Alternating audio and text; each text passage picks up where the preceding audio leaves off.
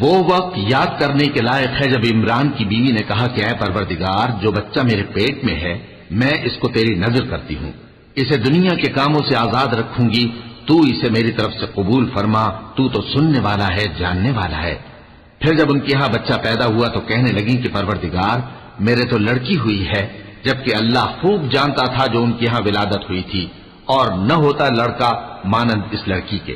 اور کہنے لگیں میں نے اس کا نام مریم رکھا ہے، اور میں اس کو اور اس کی اولاد کو شیطان مردود سے تیری پناہ میں دیتی ہوں۔ تو اس کے پروردگار نے اس کو پسندیدگی کے ساتھ قبول فرمایا اور اسے اچھی طرح پرورش کیا، اور زکریا کو اس کا کفیل بنایا۔ زکریا جب کبھی عبادت گاہ میں اس کے پاس جاتے تو اس کے پاس کھانا پاتے۔ یہ کیفیت دیکھ کر ایک دن مریم سے پوچھنے لگے کہ مریم، یہ کھانا تمہارے پاس کہاں سے آتا ہے؟